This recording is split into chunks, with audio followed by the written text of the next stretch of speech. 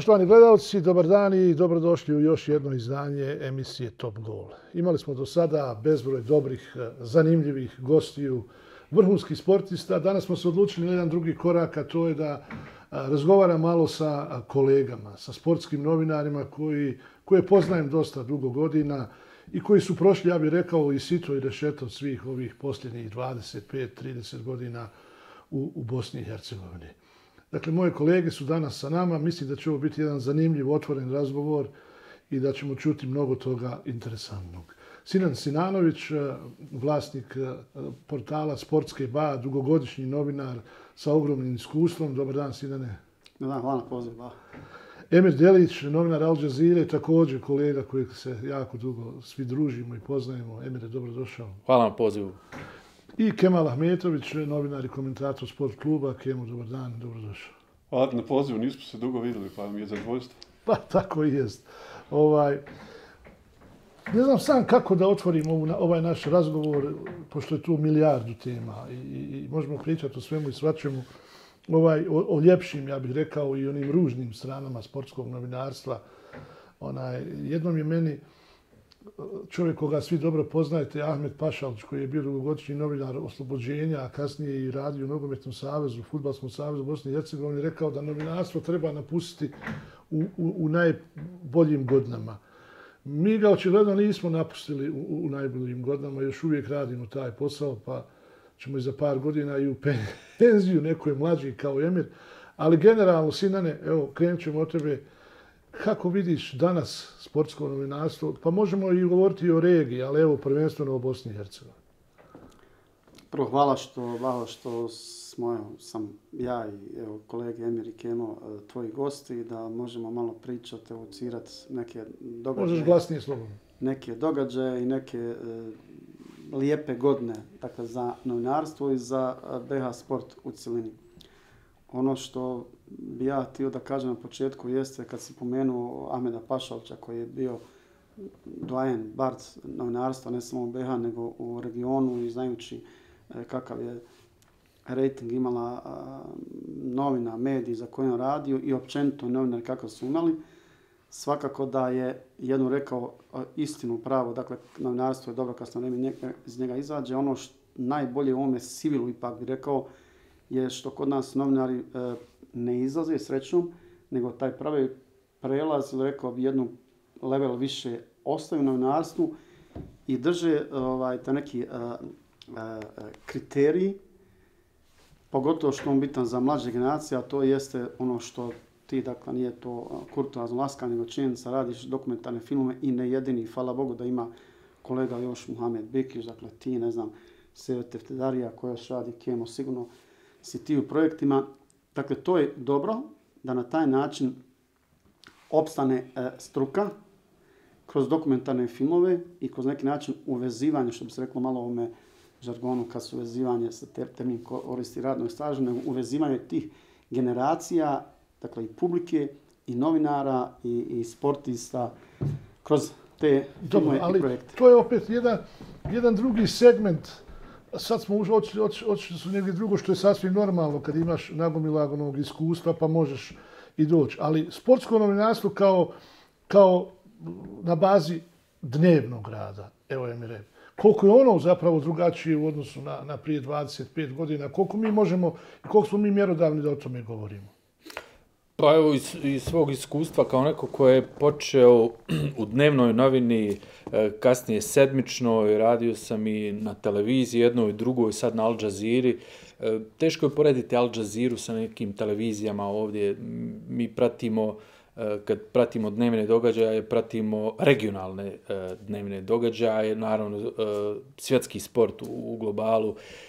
Imamo najbolje uslove moguće za svoj posao, za ono što nam treba. I sad kad bi ja govorio kako je to na Al Jazeera, vjerovatno je to na mnogim drugim televizijama, ne samo u Bosni i Hercegovini, nego i u regionu, je drugačije. Ono što ja mogu primijetiti kad je u pitanju sportsko novinarstvo je definitivno, mogu kazati, mislim da nije pregruba riječ da je to devalviralo, pogotovo u Bosni i Hercegovini, sportsko novinarstvo, u smislu da je pojavom online medija, pojavom društvenih mreža, dovoljno da neko bude da napiše nekoliko tekstova, analiza, komentara na društvenim mrežama i da se on nazove novinarom. Znamo kako je bilo u počecima. Ti kad si počinjao, Sinan, koji je i prije rata, tako da kažemo, novinar, Kemo, isto tako, ili ja kada sam počinjao, koliko mi je trebalo da prođem neke te faze, idi prati kantonalnu ligu, pratiš male sportove. Bilo je, dakle, stepenice su bile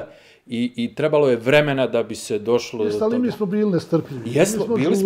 Jeste, bilo je toga, ali mislim da sada to se odjednom preskoči se puno toga i odjednom svi hoće da prate reprezentaciju, Željo, Sarajevo, da pišu komentare. Ja neću nikad, i često se toga sjetim, malo prije smo ga spominjali, kolegu Muhameda Maslašu.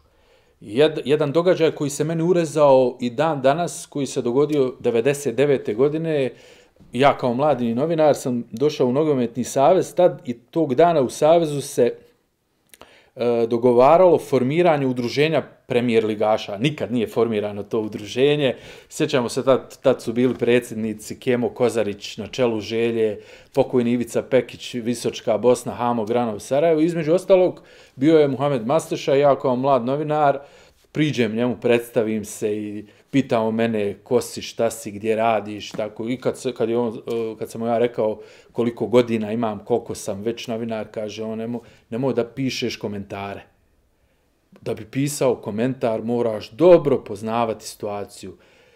Ne možeš, kaže, ti to tek tako. Polako, kaže, idi postepeno i doći će sve to na sve. I vjerovali ili ne, ja sam poslušao čovjeka kojeg sam tad prvi i posljednji put u životu vidio. I kasnije sam, vrlo često mi je padao na pamet, kažem, kako je to tad meni Muhamed Maslaša, recimo, u tih nekih 15 minuta pomogao da ja možda bolje shvatim neke stvari, ispostavilo se da je bio u pravu. Kemo, ti si radio i na radiju, i koliko je drugačiji rad na radiju, koliko na televiziji, i sve ovo možete nadovezati na ovu priču od onih trenutaka krajem 90-ih do danas. Koliko se to sve promijenilo? Tačno je, počeo sam na radiju i nekako mi je radio ostao u vrlo lijepoj uspomeni i rado se vratim na radio i rado gostujem na nekim radio stanicama upravo iz tog razloga da me malo, što bi rekli, želja mine, da se podsjetim na te dane. Radio je sjajna stvar. Svakom bi preporučio ko može da počne s radija, jer radio daje neku širinu za rad jednog mladog čovjeka. Ono kasnije je nadogradnja i na radiju morate pokazati da možete stvoriti sliku ljudima na televiziji. I kad odete na televiziju, vi ste već napravili dobar posao. Ja ću jedan primjer, evo, Dele neki primjer sa Muhamedom Maslašom, ja ću sa Ivicom Puljčem jedan primjer. To mi je sad palo na pamet, njegov kolega koji je bio nekad radio na radioteleviziji Bosne i Hercegovine, odnosno radioteleviziji Sarajevo. Taj čovjek, kad smo govorili ovo, preskačemo. Ja dobro sam upamtio sve ono što je Ivica Puljč radio. Iz tramvaja se javljao uživo u program TV SA. TV SA, da. I trećeg programa Sarajeva.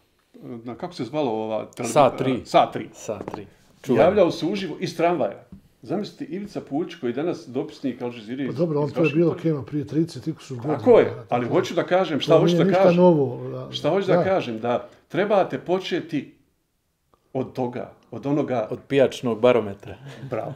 Od pijačnog barometra pa doći da možete, ovo što je rekao Deli, nemoj pisati komentare. Komentar je najsloženija tačka. Danas svak živ napiše komentar i piše ispod komentator, što je... Ali što je najgore, ne potpiše se.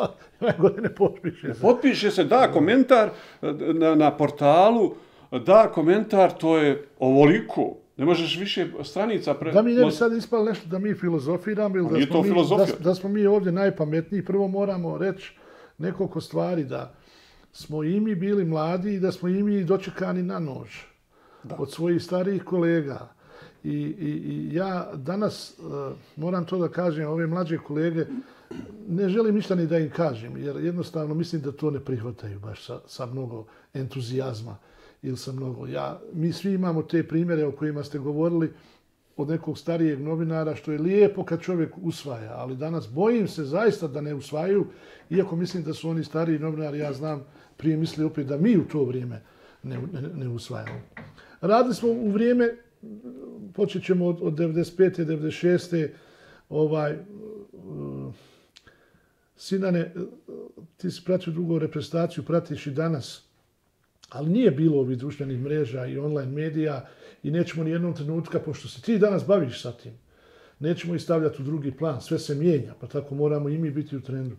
Ali mislim da je onda puno važnija bila naša riječ koja bi na kraju bila krunisana sa nekim, nego danas kad ima stotine medija.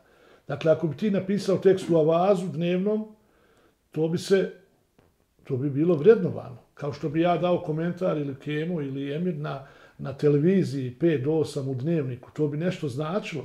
Možda se nekad ti gledao neki komentar 5 do 8 ili u 7:25 i bio bi ti šlagvort da ga sutra daš u novine. Ovo danas ne znamo ni ko šta objavljuje, ni ko šta piše.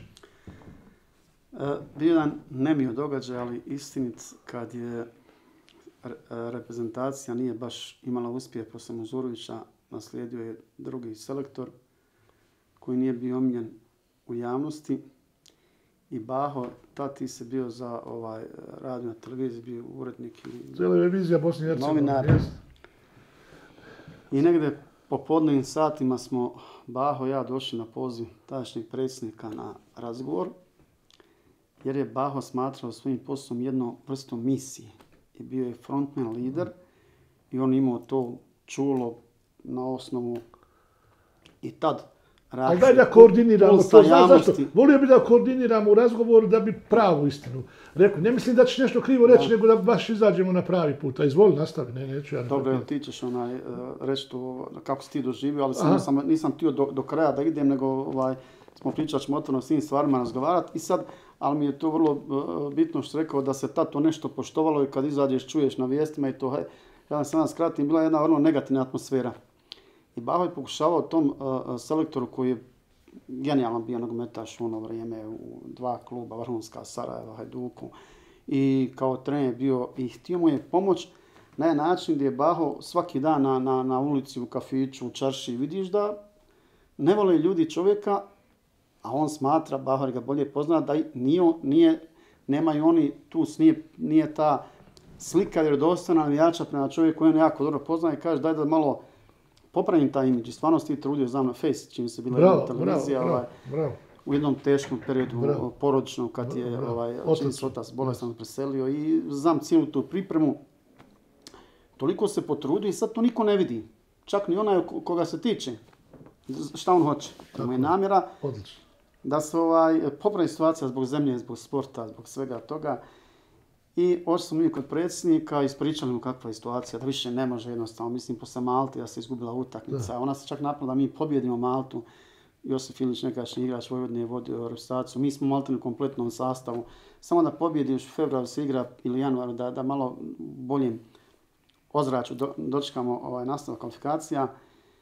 I kad je odšao, kad ga je Baho suočio sa svim ovoga predsjednika koji je bio vezan za selektora, rekao, dobro, imate zeleno svjetlo i sad Bahi je trebalo možda sat vremena od sad tog dijela grada, znam i tačno gdje je kuća, da dođe do redakcije. U 8:05 je sve gorilo, sutra na Avazu naslovnica također i čovjek je odstupio.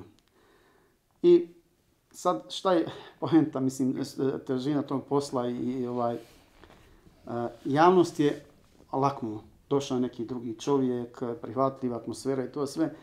Imam priliku često ili svako toliko vidjeti selektora i on smatra da su mi njegovi najveći neprijatelji. Da. Dakle, ne postoji veći neprijatelj. Danas, iako sam se ja sa njim...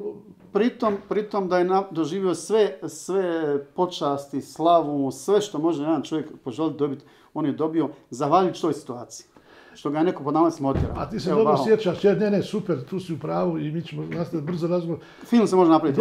Film se može napraviti s prostog razloga što smo mi sjedli u jednom restoranu i ja sam mu rekao, sad moramo ići do kraja, ja sam mu rekao, molim vas, dajte ostavku. Tako. Biće vam puno ljepše da date ostavku nego da vas mediji rasturaju, Da, da jer pišu. ti malo takav, ti možeš direktno, znaš, dakle, mene malo... Dobro, nisam ja sam mu rekao to direktno. emociju, Sad se desilo poslije toga, kad je on rekao, ne želim, a ja sam njemu onda izblefirao, ja sam rekao, Boga mi sam ja čuo da je došla depeša od ozgu.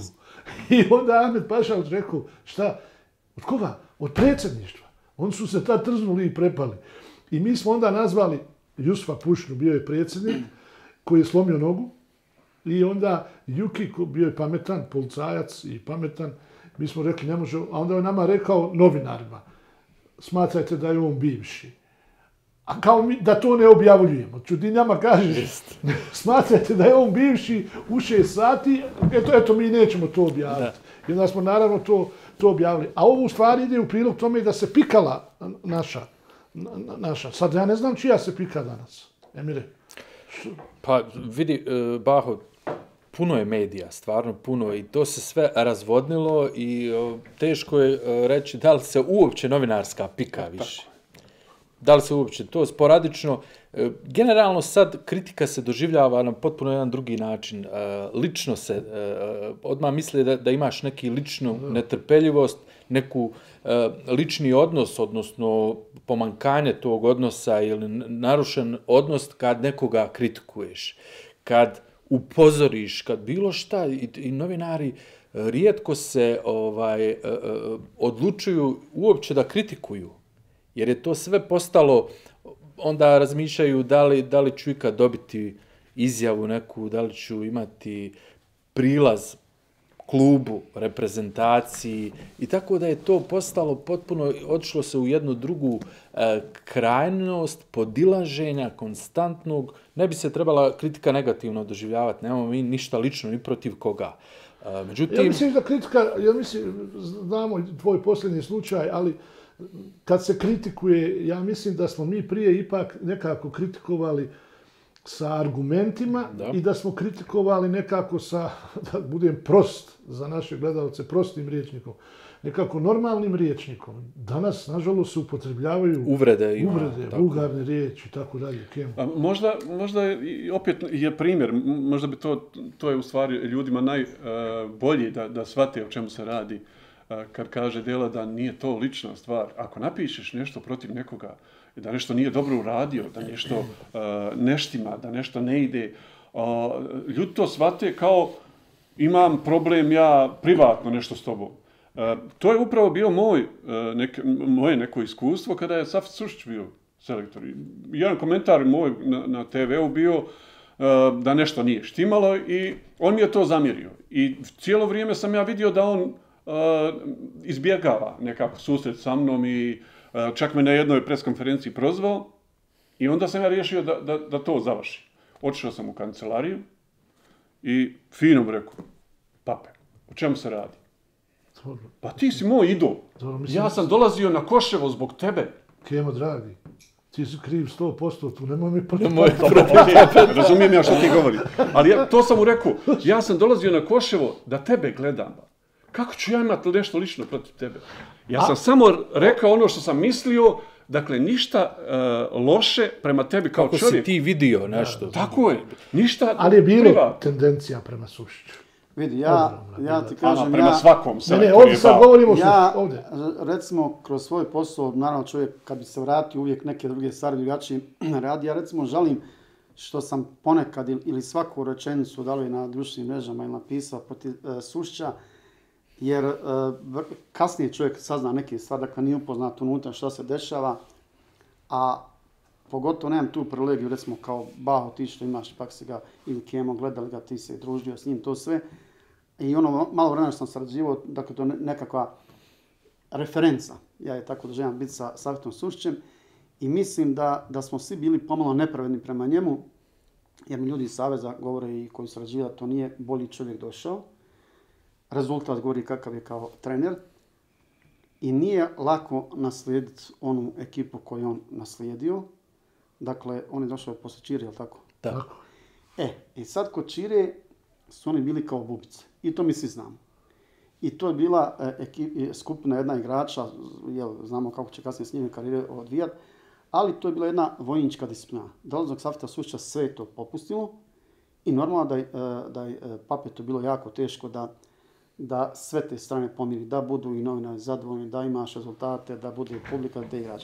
Tako, s te strane mislim da smo svi pomalo bili nepravedni prema Sušću, pogotovo savez i ljudi koji su vodili savez, da ga nakon 2 kola promijeni. Ta 2 teška boda protiv Velsa, čini mi se u gostima, protiv Belgije ovdje, protiv Kipra posebna utakmica, kako smo izgubili protiv Izraela posebna utakmica i tako.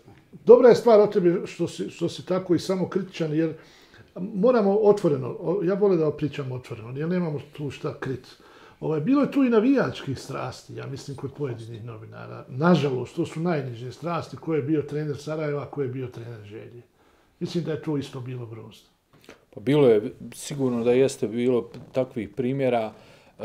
Sušić kao čovjek i kao trener, ono što sam ja imao iskustva i kroz neke razgovore i neformalna neka druženja, jako zanimljiva osoba.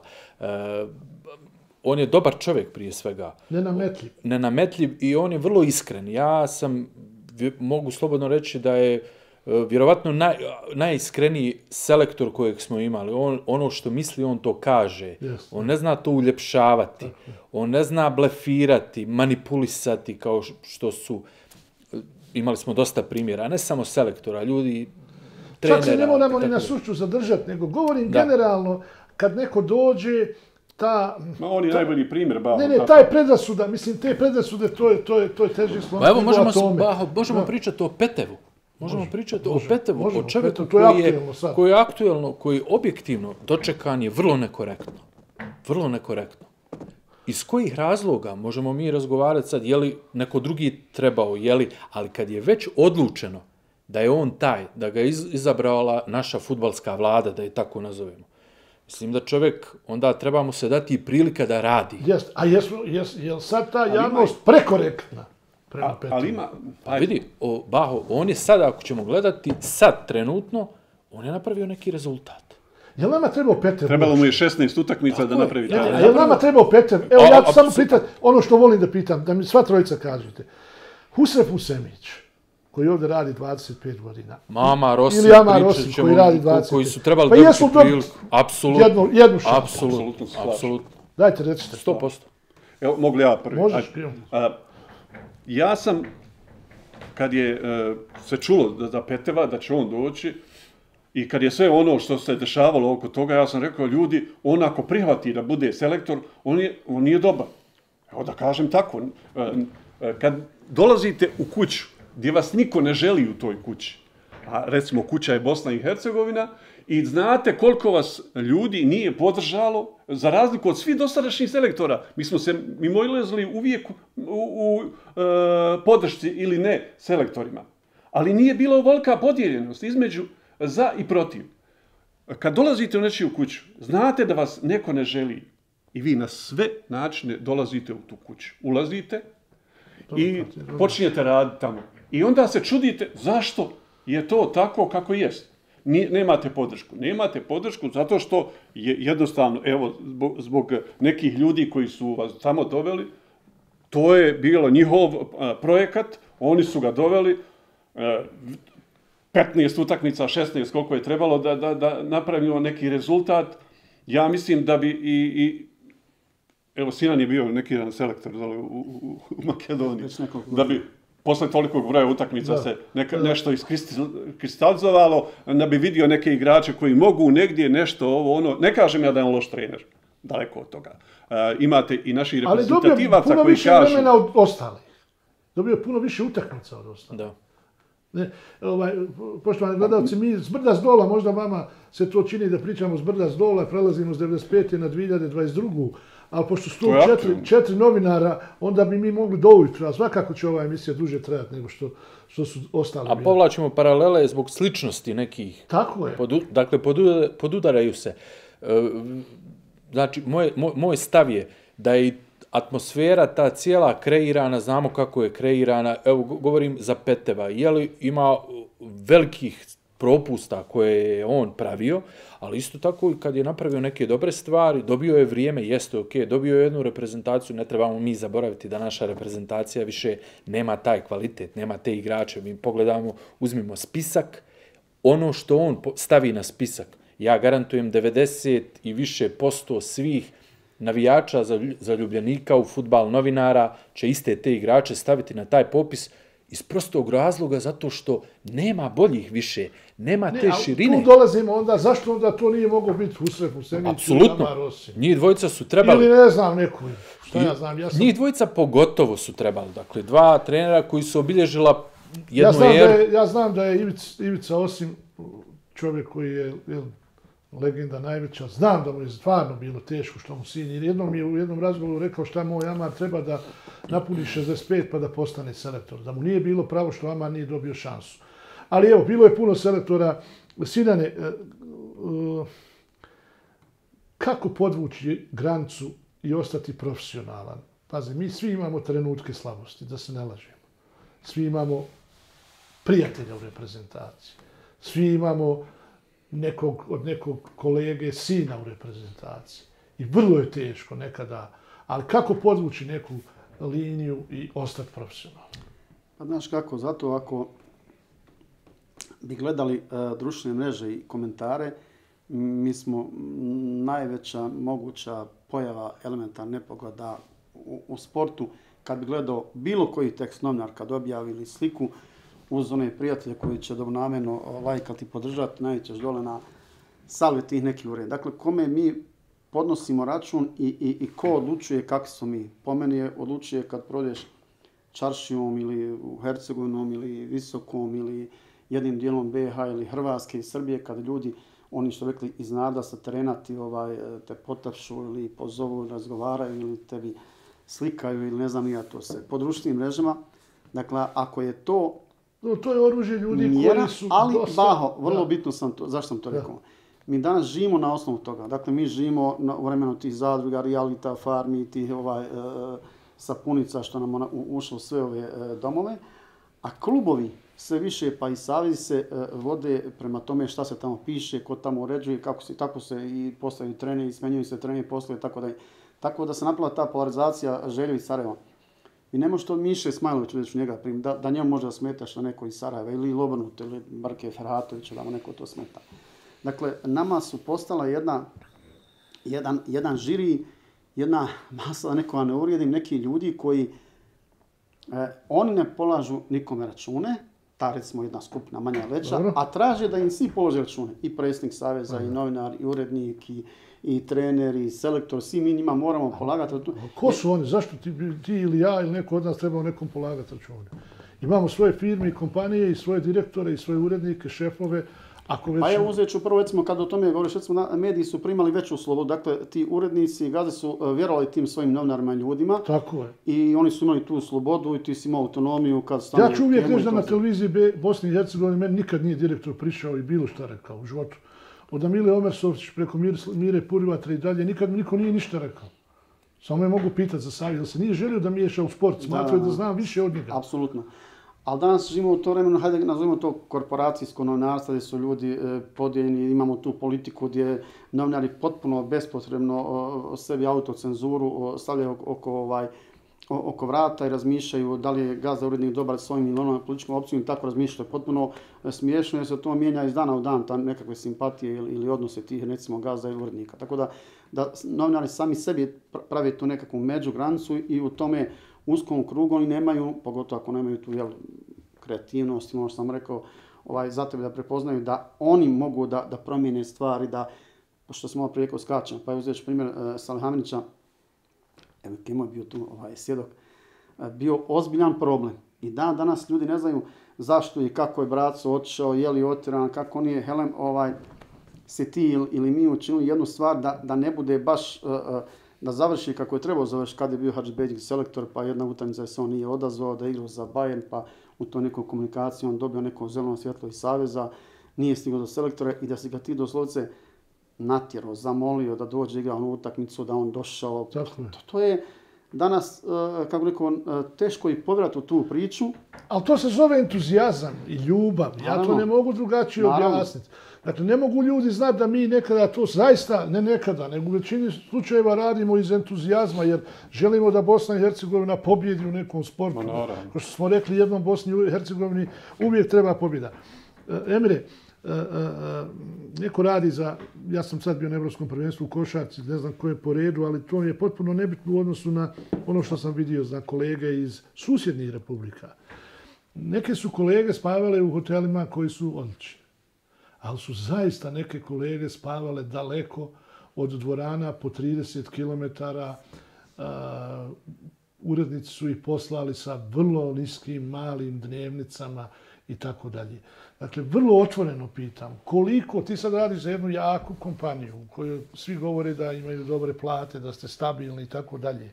Neću govoriti o novinarskom poslu, koliko je on produktivan, koliko je on dobar i tako dalje. Ali govorim o tome koliko ta stabilnost i sigurnost u jednoj firmi utiče da novinar postane objektivniji i bolji. Pa sigurno da utiče. Sigurno tu nema dileme da novinar ima veće samopouzdanje, sigurnost, da vjeruje u sebe, u ono što radi, da ima težnju da napreduje u svakom pogledu. Tu nema nikakve dileme. Ali znaš kako, Bao, ja ću se vratiti na neku prošlost i kako je bilo. Evo, recimo, ja sam, kada sam počeo raditi, ja nisam prvo bio nekoliko godina, nisam imao radni odnos, tako da kažem. Pa su to bili honorari koji su bili jako mali.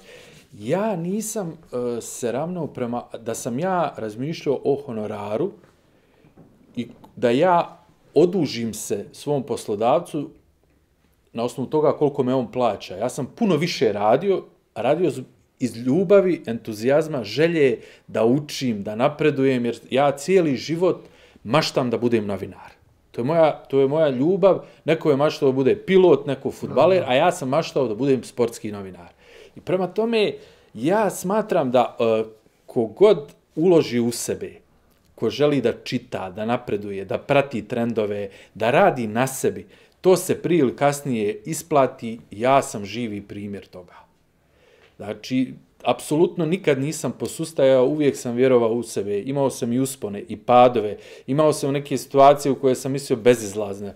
Čak nekad sam se pitao da li će ikad nastaviti se baviti sportskim novinarstvom. Pa to su iskušenja. To su iskušenja. Ovo je bitno, Baho, što Dela govoriš, što si ti potencirao da je bitno ta entuzijazam, ta želja i to. Dakle, privilegija raditi u svakoj medijskoj kući koja ti omogući da bez problema imaš i konekciju i sve, znaš, sami svjedok i Kemo dosta puta kad ne ferceraju veze, kad sve to treba se uspostaviti, pa evo ti si isto primjer, ne znam, BHT kad se radili, kad je bio Polivatra, kad je bio Belmin, pa kad se recimo Mate Pavlova. Najgledaniji u regiji. Da ti budžet da koliki god hoćeš, a nisi imali budžet da dođeš ti iz 24 sata, bio sa Matom Pavlovom, pošto sam bio sve od kafane do ujutro. A Kemo je bio drugu noć, nisam mu rekao da ne spava Mate.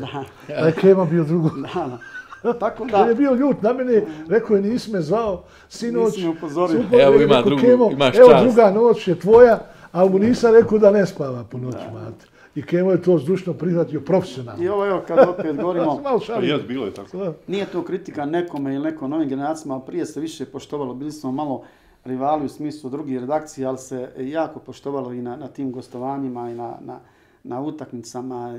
Družili smo se mi. I tu bilo neke zle krvi, što bi reklo među novinarima. Mi smo, recimo, izvini, molim te, samo recimo Tonči Marković se razbolio, na primjer, na jednoj toj utakmici. Čovjek koji je cijeli rad brinuo se, borio, hodao po tim utakmicama. Mi smo ga pazili, imali smo taj običaj i ono što je hendikep našeg ovdje društva, novinarske zajednice, recimo da nemaš tog seje više, da je Tome Počanića, sad uvijek ću zaboraviti neko, a ti Bardova koji, što reče Baho, mi jesmo bili nestrpljivi, ali smo bili nestrpljivi da preuzmemo dio onoga posla, jer smo vjerovali u sebe da... A dobro, mi smo bili objektivno, sinoć ne znam koliko, u tom, hajde kažem, poratnom vremenu, kad smo se u svim segmentima nekako izgubili. Kad nije više bilo tih starih novinara koji su otišli na druge strane i mi smo jednostavno bačeni u vatru i mi smo morali sami da se snalazimo, da sami kupimo ono što smo znali, prateći možda TV, prateći novine, radio. Mi smo učili nesvjesno. Silom I prilika onda smo napravljena je smjena generacija. Silom prilika. I mi nismo Nije imali bilo koga učiti. prirodne smjene. Da, mi nismo imali koga učiti. Evo ja znam, smo radili, ja i Baho, evo radimo 30 godina skoro skupa. Kako je to bilo? Ono, jednostavno dolazili su ljudi i ja sam bio jedan od tih koji su učili kroz rad, pa smo i pravili greške. Pa je bilo tu stvari, ali je vrlo bitno ono što je Baho rekao malo prije i postavio pitanje. Gdje je granica profesionalizma? U istini. Istina, samo to je profesionalizam.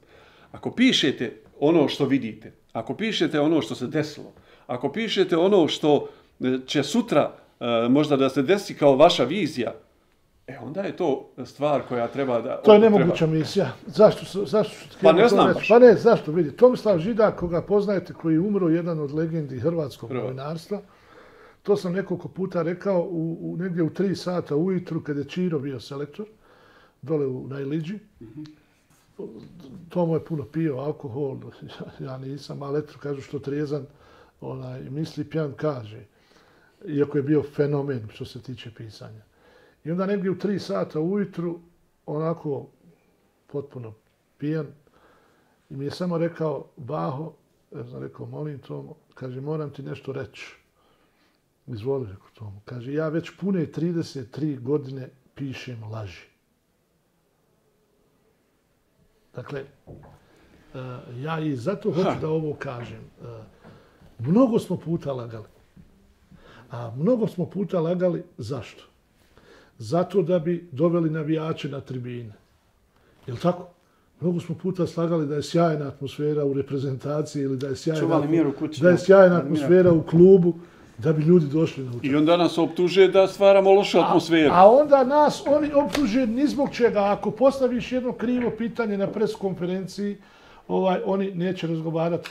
Posebno danas nešto kao, znaš, neće da dođu na pres konferenciju. A kad su vani, stanu pred mikrofon i čekaju pitanje. Ne pada mu na pamet da odbije i tako dalje. Moramo ubrzati da bi zaista puno toga rekli. Ko je bio, Sinane, ti ovako, ne moraš jednog, možeš ti, ko ti je bio najbolji sagovornik? Ili s kim voliš da razgovaraš o sportu generalno? Dobro, ti preferiraš fudbal, naravno, najviše, ali koga bi izdvojio kao najboljeg sagovornika? Najboljeg sagovornika, mislim. Mislim, nekoliko možeš imena reći s kojim voliš da pričaš o sportu, o fudbalu generalno. Pa mislim, meni je bila privilegija s Afton Sušćem pričat, a ne ovako nego druge stvari za koje nisu mi bile poznate, a živio sam u tom nekom vremenu, bio sam upoznan na drugi način i Sarajevo i Pariz i reprezentaciju, on poznato da možda tako ne priča puno, onda sam nastavio tim nekim neformalnim razgovorom da što više otvorim tih nekih tema i priča i to je bilo interesantno. Sa Salhaminićem, recimo, uvijek interesantno zato što... Jesu ljudi svjesni, pa ćemo isto pitanje vama dvojici postaviti, jesu ljudi svjesni uopšte o Hasanovom uspjehu? Ja sam sad bio u Njemačkoj i poslao mi je kartu za Viktorija Keln, Bayern München. Jesu ljudi uopšte svjesni? Nisu, vjerojatno. Jel' tako? Nisu, mislim... Uli Henes je bio godinama menadžer, pa smo govorili Henes, koji do duše drži leđa. Henes drži leđa, da znate to. Sigurno, zato Hasanu, ali biti... Direktor Bayerna. Ja sam često s Sarajevem kad dođemo na utakmice Bayerna, pa smo uživali, zezali se kad je Braco još igrao, pa kad mora da izgovori Salhamić, koja je to borba ovih komentatora, vaših kolega da izgovori, kažem, i uvijek neko doživiš to kao kompliment. Gledaj ti, Brace, tolike godine nije se dodavao neku umjetničku, što je u trendu u nekim drugim sportovima, nego ostao to što jeste. I mislim, kad si pomenuo, zato mi je Braco, kao da sam pretpostavio da ljudi, da to treba stalno im naglašavati, ponavljati, da je sportski direktor, odnosno biti u Bayernu ono što jeste, čovjek iz Jablance, iz Hercena, iz BH i tako da... A komu je omiljeni komentator? Dobro. Reci. Da, to se zna. Mislim, to je divna za mene, sad nema veze, pričam malo. Ta izjava koju je tebi dao da sam mu ja omiljeni komentator, to mi je jedan od najvećih komplimenata. 100% Jel se on tad bavio tim poslom? Jest. Dakle, i to je radio. Da, imao emisiju Servus Brat. Odlično radio. Jako. Ko je tebi djelao ovako, ostavio najveći utisak? Pa uvijek je lijepo bilo, znamo svi. Izvini, molim te, i kad to još govoriš, način kako si ti razgovarao, kada je već bio gotov igrač, kada je bracu u Bayernu, ko se rekao, doćeš tad, moraš doći, pa pojavi se, naravno njega Baho prevario, ma samo pojavi se, pa kasnije mi kopačke, pa milion nekih tih stvari. I kako je to, bracu, nije nijednog momenta, znaš, da gleda, okrene glavu, da te sluša, nego pomirno stoji. Zna, onda je Baho novinar. Profesionalac bio. Profesionalac, da. Bolile su ga neke druge stvari. Bolile su ga neke druge stvari o kojima nećemo sad govoriti. Naravno. Reprezentacija. Ali on je uvažavao da ti iskačeš iz okvira novinarskog posla i pričaš mu nešto što mu ni selektor ne priča, ni direktor, ni vjerojatno on pašuje cijena na drugi način. Ovoga je a u tebi je vidio gdje s njemu tu neku prodao, ponavljali smo neku priču za dobro svi, za njegovo prije svega dobro, jer je bio već sad ukaljan nepravedno. Svi smo voljeli pričati sa Švabom, pokojnim, sa Švabom Osimom, jer intervjui su možda teški bili s njim, ali bolja je bila priča mimo ovako, kad se voljeli smo postavljati pitanja i ono što nas zanima, možda iz njegove vizure su ta pitanja možda, neću da kažem glupa bila, ali interesovali su nas njegovi odgovori koji su bili onako stvarno posebni. Recimo, meni svaki boravak sa Švabom, razgovor, to mi je uvijek ostane u sjećanju. Sjećam se jednom, Željo je bio na pripremama 2002. Amar njegov je vodio, on je došao iz Graca sa suprugom Simom, pa to je bilo do ujutru razgovor, to su bile neke stvari, ovako samo se... Samo ga je trebalo načeti u futbolu. Samo da slušaš. Meni, recimo, volio sam prije, to je davno, dok sam još imao često kontakte sa Zlatanom Ibrahimovićem razgovarati, zato što je bio onako vrlo otvoren. A zašto nemaš sad kontakt? Pa, vremena su se promijenila, on se oženio, dobio porodicu, izgubili smo taj neki kontakt, ali od početka, recimo, njegove igračke karijere, pa nekoliko godina smo bili i s njim smo se i nalazili i bili, i Sinan i ja, i ja sam pričao na telefon dosta često s njim, recimo, on mi je onako super, Neno Marković. On je danas ozbiljan projekat, Da, Nenad Marković je, recimo... Projekat, ako ostane ozbiljan projekat, on treba ostati i ozbiljan čovjek. Pa jeste rekli, tu kriva savez, država i sve, oni moraju ti to često, oni moraju otići na noge Zlatanu gore. Ali dobro, to je posebna, druga jedna tema. Recimo, Nenad Marković je meni jako drag sagovornik, on onako, kad mu postaviš pitanje, on stvarno to gleda da ponudi odgovor pravi, s puno, što bi mi novinari rekli, s puno mesa. U novije vrijeme, recimo, nedavno sam prije nekoliko mjeseci radio intervju sa Džananom Musom i on me oduševio. Odličan. Kako je otvoren, kako je koncizan, kakve odgovore daje, pametan. Baš me je prijatno iznenadio. Malo prije što Kemo izimujete, prije što ti kada svoj za dela što rekao za Zlatana, da ja mi da on žudi recimo za Bosnom, da dođe u BH, dođe u Sarajevo i to Baho može privatno, Kemo, Dela, nebitno, ali šteta što to savez, država, olimpijski komitet, ne odje go na utakmicu. Mi smo svjedoci da odlazimo tamo, igračima dajemo neke nagrade ili po tuđim stadionima i sve, ali šteta što savez oficijalno izabere, je li to Baho. Šteta što nije igrao za nas, to je najveća šteta. Vidi Sinane, Zlatan je jedna druga priča, on je igrao je za Švedsku, svjetsko ime je to, ali je šteta da savez nikakvu konekciju nema sa Hasanom Salihamidzićem. Dakle, to je tragedija, potpuna. Ali to ne sad ova garnitura saveza, nego to traje čovječe da niko njega nije pozvao zvanično na utakmicu, da nije otišao neku Bayern da vide kako se radi. Šta će Hasan? To je nevjerovatno. To je veća meni tragedija. To je naša priča, šta će Hasan ili šta će Džeko, mislim, to je, koliko sam puta to čuo da pričaju oni s kojima i sjedim i nekad, kaže, pusti, lako je njemu, on ima milione. Čovječ, kako je došao do tih miliona? A i vas trojica imate milione, pa što ima veze, kod je to sad važno. Ama to je ono, kad ne znaš šta više da kažeš. S kim si najviše volio razgovarati? Evo, očito da se slažemo u nekim stvarima. Ja sam duboko bio zahvalan, što kaže, što sam imao čast da sa Ivicom Osimom razgovaram. Par puta i 2 puta smo bili nasam, ono što bi rekli 1 na 1, u pripremi nekih razgovora, emisija, i baš smo lijepo razgovarali.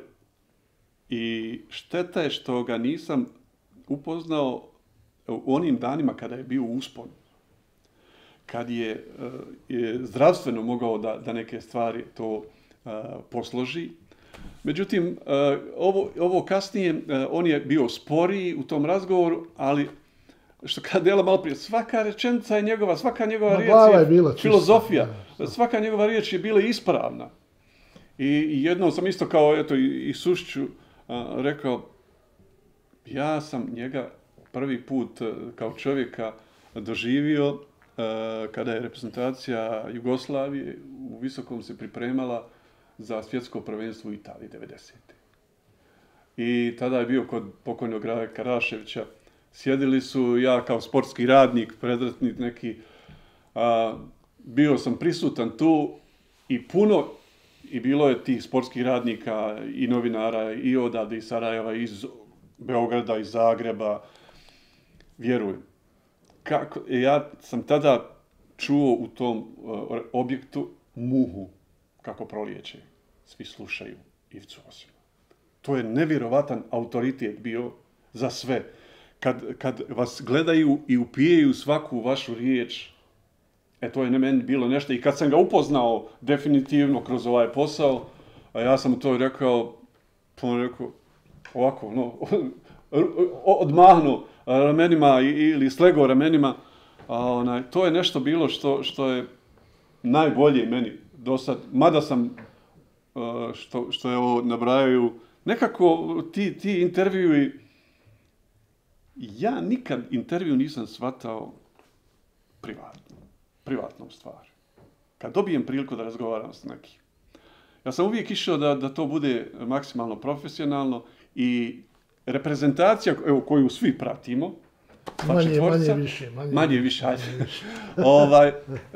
mislim da je naša greška, možda ja griješim, ali mislim da je naša greška što smo previše bili bliski sa nekim igračima. Ajmo ubrzati ovo, Kemo, izvini. Šta je najveći problem BiH sporta? Najveći problem, dakle, definitivno nedostatak sportskih radnika pravi, recimo poput Zdenka Jelića. Prije emisije sam Dela kad smo išli, zvali smo ga i što malo prije Kemo kaže, kad slušaš te ljude, to je predavanje. Nema Svete Vujovića, nema Ante Rausa, nema Jole Muse, nema, rekao sam Ali zašto to je davno bilo, Sinane? Zašto i nije bilo u ovih 30 godina? Zašto često si pisao o tome koliko sjedi članova izvršnom odboru Fudbalskog saveza? Pa recimo 15, da. Pa ne znamo ta imena.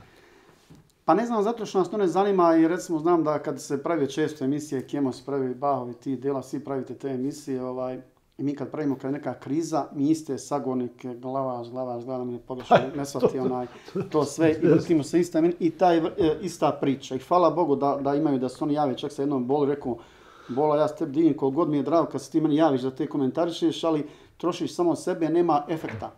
Dakle, trebamo kad dođu nogometni izbori, tad i Glavaša, i Bolića, i Kemo, i Baho, i Delu, sve moguće natjerati da ipak oni dobiju te glasove tih, da ne vidim neke klubove, dakle tih klubova, ajde da kažemo, niže razini. Jedini je to način da se može malo da dođu ljudi realizirani, sposobni, dokazani i da oni prave ambijent oko sebe. 15 Baha, neka to bude ta vrsta nepotizma pod navodnicima. Treba promijeniti sinan i rođak mi brat, a ne da bude po kom se biraju ti ljudi.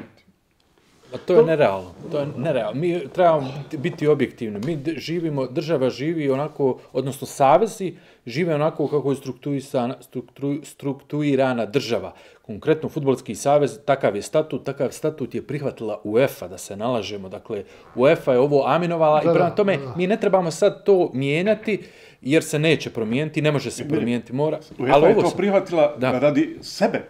Radi mira i u svojoj kući. Ne samo kod je li bilo zamislivo da recimo dođe neki ozbiljan kadrovik, direktor, direktorica i takvu vrstu ima komunikacije sa javnošću, kako danas svjedoči. Ne. A kako objašnjavate, samo brzo pričajte, svi ovo je odlično. Kako su, taj neki savjetnik nekoga, ne želim sad da govorim, da ubaci ovakvu minu Rusija BiH? Šta kažete na to? To je politička bila evidentno odluka. Mislim, vjerovatno svi znamo dakle je došlo i politička odluka i dobro je što se utakmica ne igra, ali je tragično da su neki da se uopšte spominjalo, da se pričalo, ušlo u tu priču, da je neko dizao ruku da se igra ta utakmica, to je tragično. Ali da ne odemo samo da se vratimo na ovu temu što je problem BH sporta.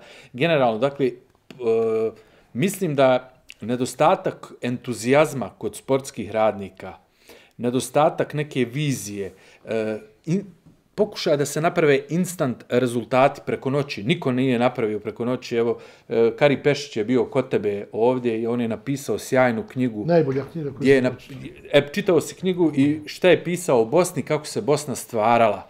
I sad mi kažemo nije to ovdje moguće. Naravno da je moguće, ali šta je ovdje najveći problem i najveći nedostatak dakle, menadžmenta. Ljudi, nema kadrova više, mi smo napravili, to je toliki problem i ovo što Sinan kaže, da nam se dešava da dođe u neke klubove, dolaze ljudi da daju ovakve izjave kao što smo imali prilike, pa to je tragedija. Dakle, to je jedan... da nema ni strpljenja. Nema strpljenja, niko nema strpljenja. Dakle, rekao sam, instant rezultati i naravno ključna jedna, bez politike ovdje ništa ne funkcioniše.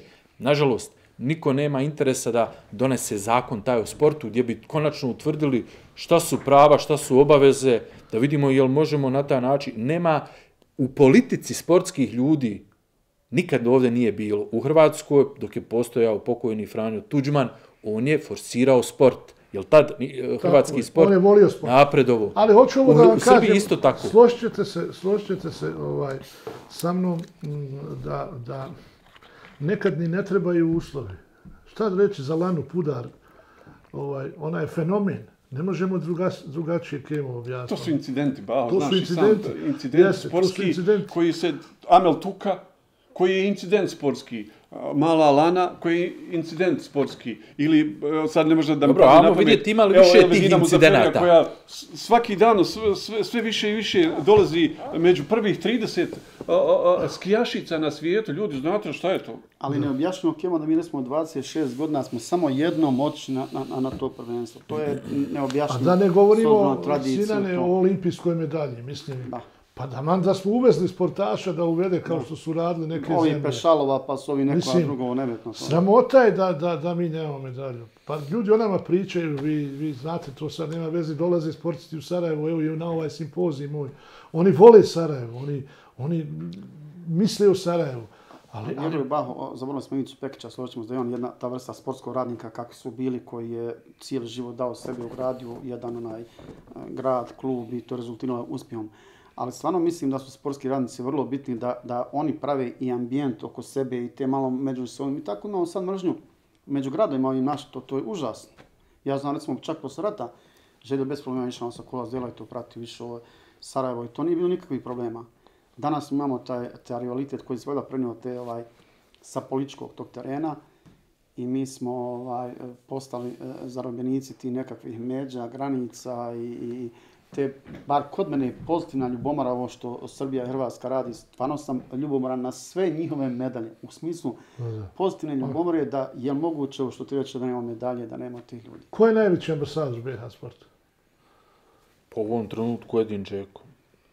Edin Džeko je poznatiji od države iz koje dolazi. Bez dileme. To je 100%. I tu je tako već godinama. Tači. Jusuf Nurkić svakako.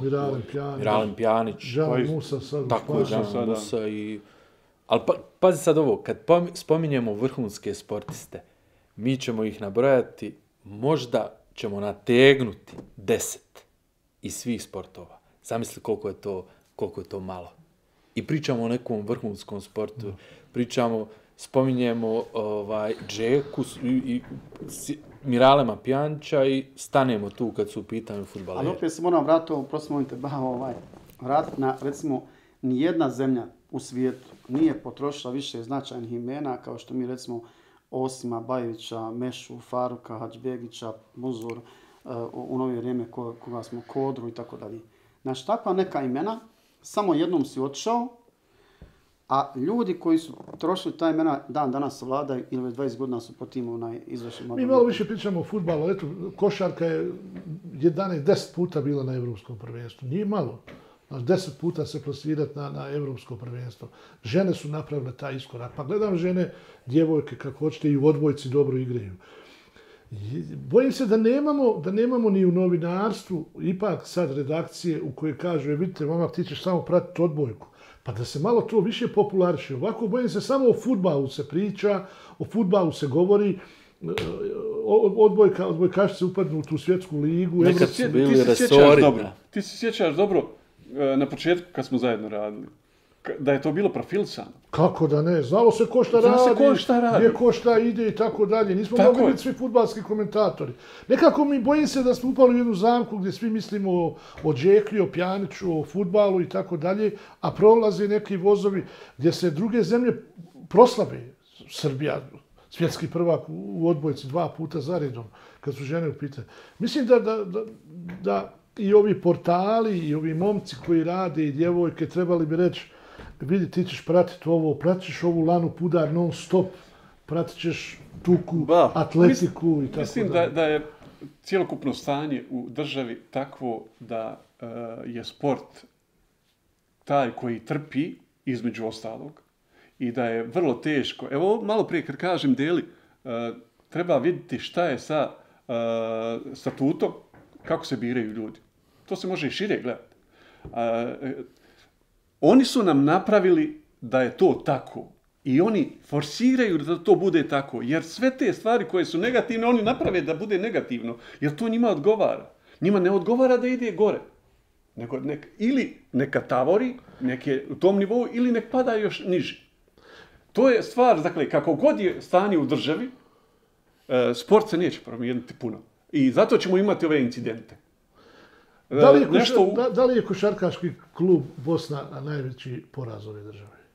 Pa jedan od velikih poraza, da. Ali porazi jedinstva i da. Poraz to je odlično pitanje. Slaže se ali Bosna svaka... Košarkaški klub Bosna iz jednog grada, polumilijonskog, koji ima budžet veći nego bilo ko i tako dalje, da on ispada pa ga vraćaju, pa ne može u ABA ligu da uđe. Ja mislim da je Bosna najveća. Ja sam bio na jednoj preskonferenciji prije par godina, kad je Bosna doživjela, što kažu, direktan pad na glavu. Kako sam se ružno osjećao da jedan evropski prvak doživi takvu sudbinu. Tačno se vidi na nekim ljudima koji su iz košarke, koji su živjeli za tu košarku, za Bosnu, kako ti ljudi umiru zajedno sa tom Bosnom, kako ljudi teško to doživljavaju. Ja sam izašao posle toga, tako sam loše se osjećao posle te preskonferencije i sam sebi, nisam nikome govorio, sam sebi sam postavio pitanje, Bože dragi, ako smo ugasili i ako je Bosna došla do ovoga, što ostali klubovi da očekuju?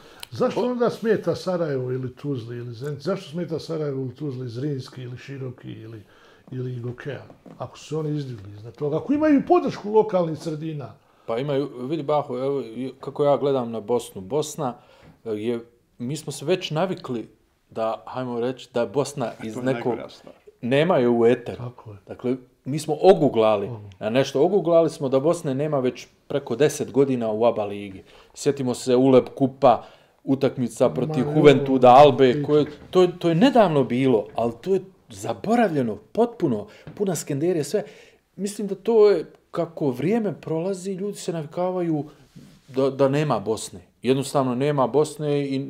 Nema Bosne u rukometu. Nema Bosne, tako i u rukometu. Kako je bilo ona Bosna polufinale sa Hamburgom. Tako je.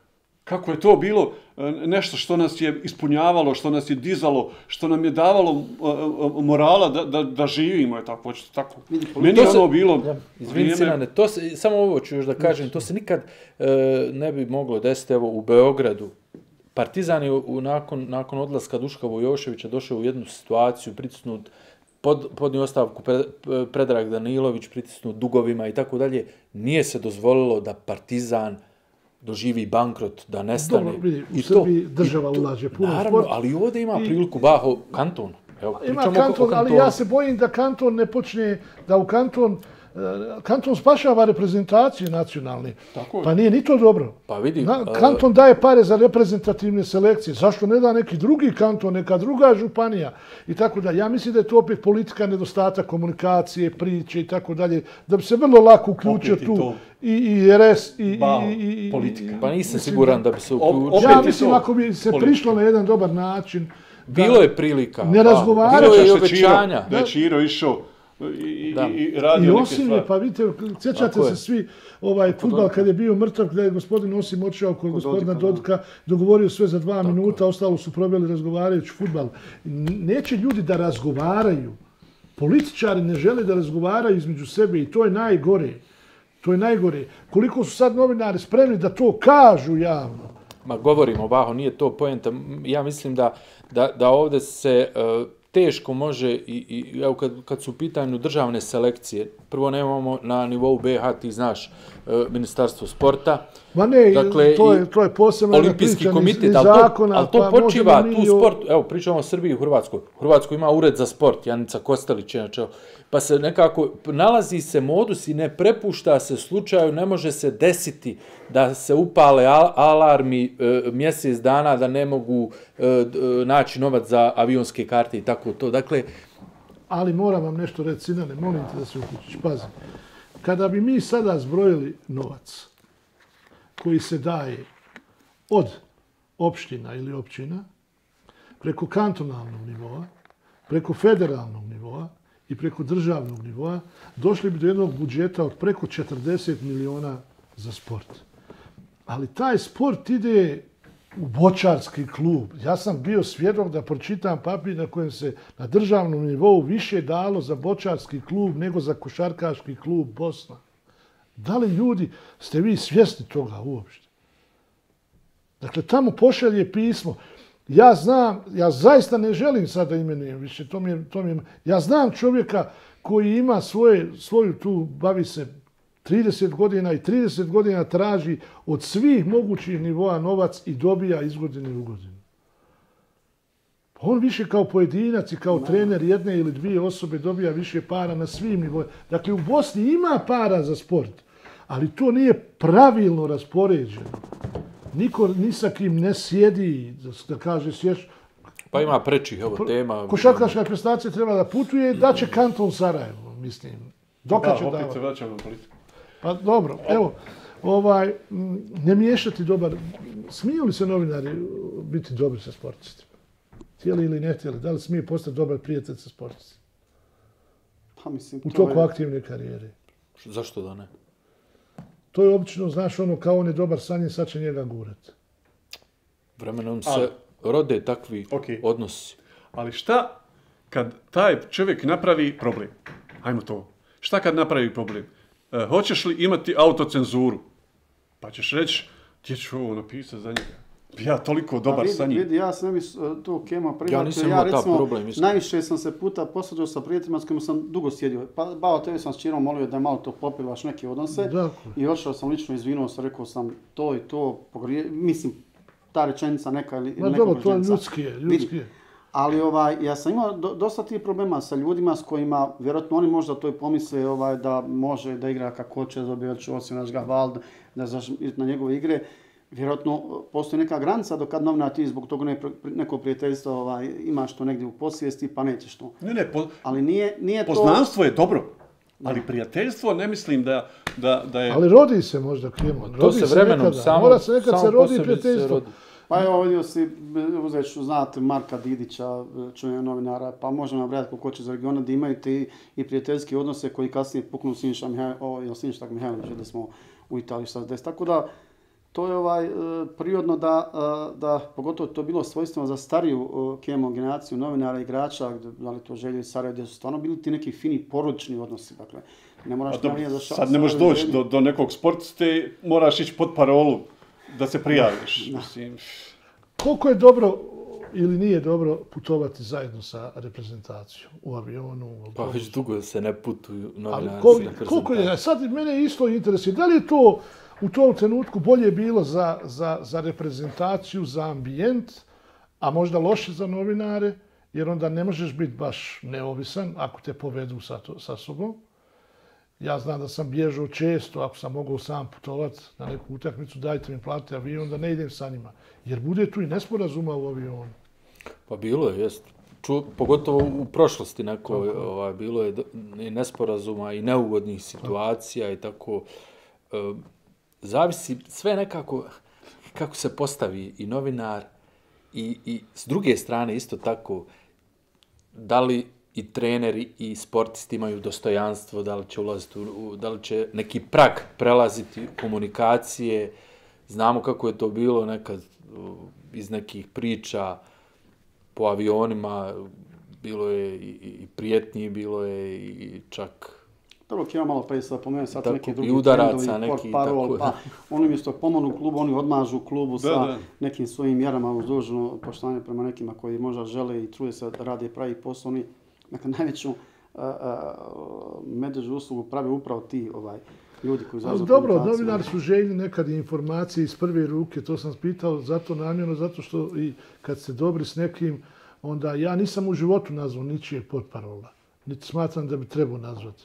Taman kad ne bi dobio izjavu sljedećih 100 godina, ne bi nazvao nekog sportiste potparola. Jer to je za mene nije normalno. Putovati s reprezentacijom zna nekad biti neprijatno, a posebno kad je poraz u pitanju. Pa evo, nekako smo sad malo iskomunicirali to. Dešavaju se te stvari i nije dobro. Ja se slažem sa onima koji kažu da je putovati sa reprezentacijom stvar koja nije baš dobra. Ja ću se našaliti. Ja ću se malo našaliti. Može. Ja ću se malo našaliti kako sam...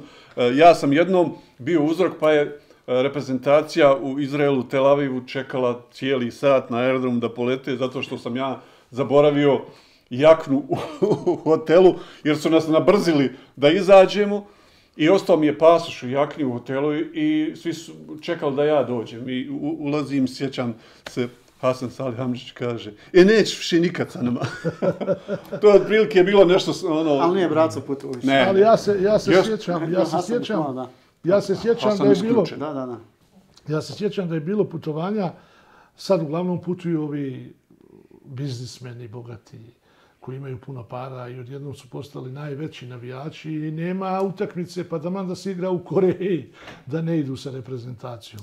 A ja se sjećam u jednom momentu kad smo putovali, pa kad smo izgubili od Litvanije, jedan je navijač, u njegovo ime ustao i stao u sred aviona i rekao da Bog da se sad srušio. A u tom momentu je Baljić imao ugovor sa Realom, a sam sa Bayernom. Mislim, ne znam ovi agencije što to organizuju isto, da li je normalno da povedu 100 navijača sa 22 igrača i sa stručnim štabom? Je li to dobro ili nije? Zavisi ako to savez prihvati jednostavno da plaća čarter let. Zar ne može neki odvojeni čarter u kojem će biti sami? Tako je, slažem se. Mislim. Nekako puno to intimiziranje. Na primjer, ja znam da je Prosnečki odjednom postao ovdje prijatelj sa mnogo tih navijača i tako dalje. Sad, koliko to može? Ja mislim da to može utjecati.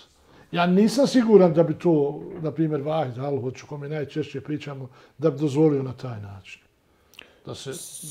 Svi igrači vole privatnost, što je razumljivo. I to je ekipa koja treba da bude zajedno i nekako logično mi je. Međutim, sad to je stvar Fudbalskog saveza, bilo kojeg drugog saveza, da li će oni neke aranžmane prodati, da bi im isplativ bio taj put i već kako to funkcioniše, ne znam.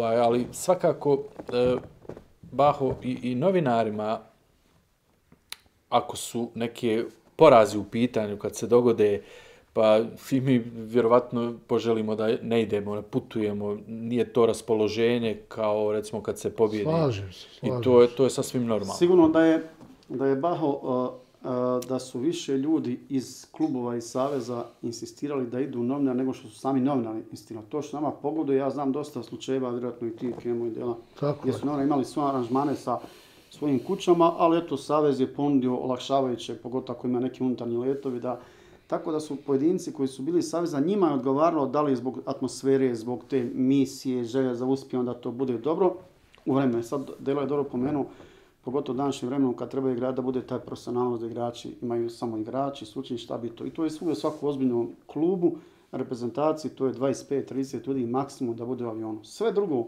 1, 2, 3, 5 aviona možda putuje kako hoće.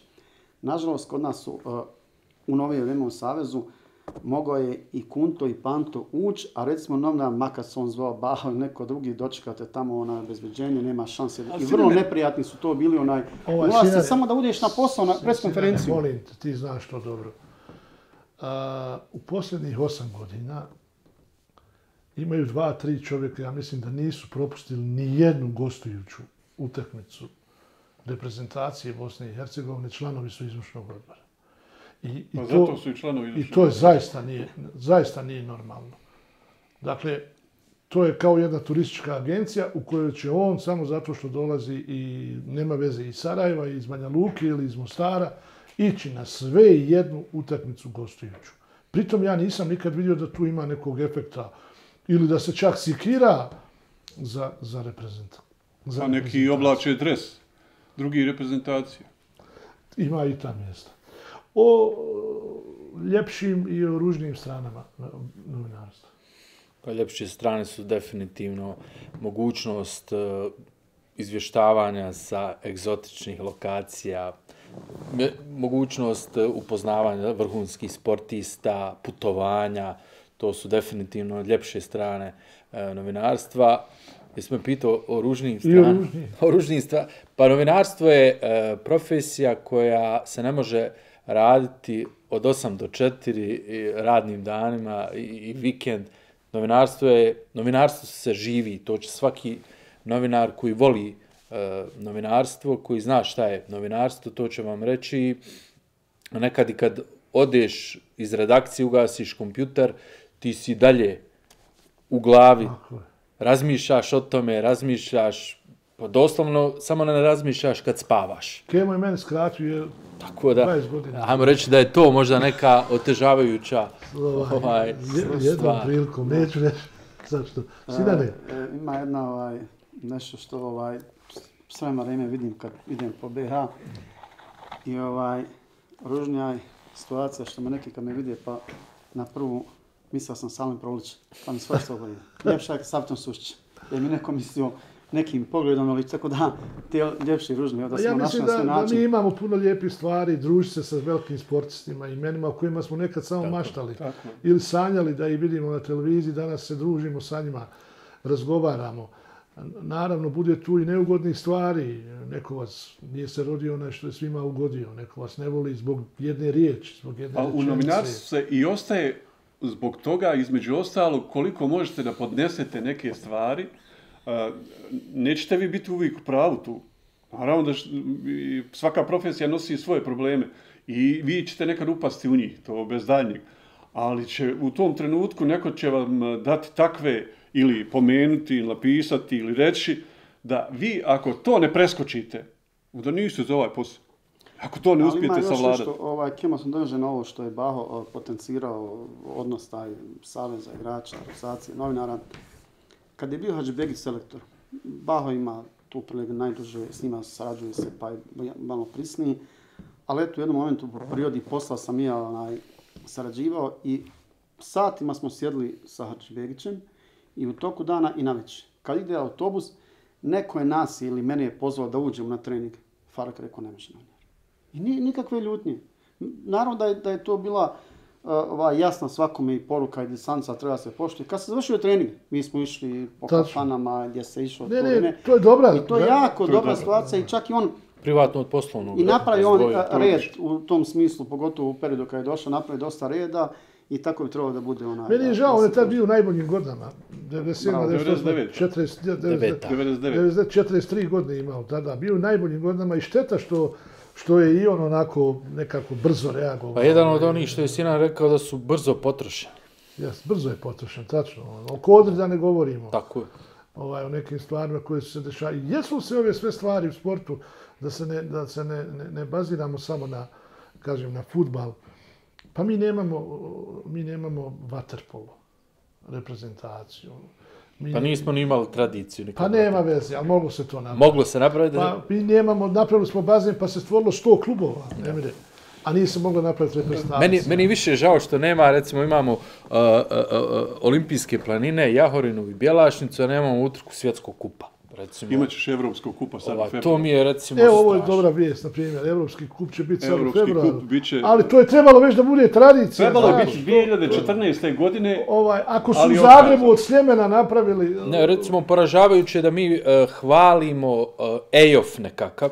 Ma ne, to je za mene naj... EOF, mi pričamo o EOF-u, čak su neki otišli toliko Daleko daleko, da je to porede sa olimpijskim Ma, to je- igrama, što je katastrofa, a recimo, niko nije pomislio da zašto Sarajevo ne bi bilo domaćin Final Fora Eurolige, košarkaške Aba Eurolige. lige, da krenemo od Evo, nečega, samo da krenemo. Ali evo, kažem, imaju neki nekošarkaški gradovi u Europi koji ugoste Final Four Eurolige.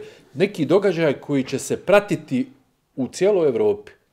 Imali smo suca koji je sudio finale Evropskog prvenstva, Ali ne sudi prvenstvo. finale olimpijskih igara. Domaći. Mislim da ne znamo ni to ocijeniti. Ne. Mislim, to su stvari koje u Srbiji... Ali nema ga, što kaže Kema, nema ga u domaćem. Nema ga u domaćem, valjda s godinama ima problem, iako bi ga ja pustio da sudi još 10 godina. To su nevjerovatno... Ali to ima samo problem u Bosni i Hercegovini. Sudije u Srbiji, Cijelo svoje vrijeme se sudije. vrtimo u Ilija istom Belošević, krugu. koji je vrhunski sudija, njega drže kao malo vode na dlanu u Srbiji. Kod nas je Zurapović Vidi, problematičan. najvažnije je ovo što Baho isto malo prije potencirao, budžet, kad bi kantoni, država, entiteti napravili jedan budžet, odredili ozbiljan budžet. Ozbiljan budžet, da to bude, ružan termin sad, perestrojka, da nije asocijacija na nešto drugo, ali recimo s neki remont u sportu. Kad gledamo ove susjedne nama republike, prije svega Srbiju i Hrvatsku, a boga mi i Crnu Goru, koja je mala, ali kad vidimo Modrića, kad vidimo Đokovića, bio je u visokom, nije baš onako, drago jeste možda čovjeku, neko kaže da nije, neko kaže da jest, ali ne mogu reći da smo ljubomorni, ali nije baš prijatno gledati da oni... Pozitivna ljubomora, što ne kazati. Da. O da. Što ne reći. da. Mislim, gledaš to, uživaš, što kažeš, u utakmicama Luke Modrića, uživaš u mečevima Novaka Đokovića i razmišljaš da li bi mi mogli imati takvog sportistu. Ja zaista mislim, evo, da je Lana Pudar ta koja će nam u budućnosti puno zadovoljstva priuštiti. Ja se nadam prvu medalju olimpijsku. Definitivno. Ona ima... A njen trener je obećao prekriče. Ona ima to nešto u sebi, evidentno, ona je jedan ekstra talenat i pored talenta veliki radnik iz jedne fine porodice, sportske porodice, mnogo pametna. Nijedan vrhunski sportista ne može biti glup. Prvo što želim sad da vas pitam, evo nemamo još puno vremena, ali i novinari, nažalost, mnogi će reći da je to jedna od profesija gdje je najveći ego, najveća sujeta i tako dalje. Zašto?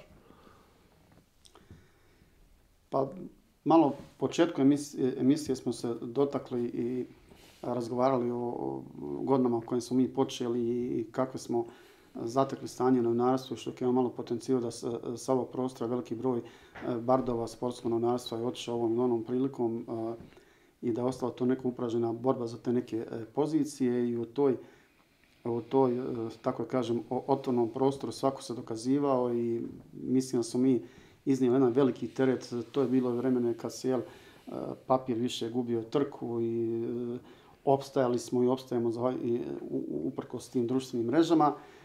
Nažalost, i deleći mi se to malo dotakao se da nove generacije, bojim se da, pomenuli ste i Barometar i Tramvaj Ivicu Puljića, da sportski novinari nije dovoljno donijeti papir, diplomu, nego jednostavno ne žive na terenima, ne žive u borilištima. Evo ti si nekoliko puta rekao, nije samo fudbal, nije fudbal.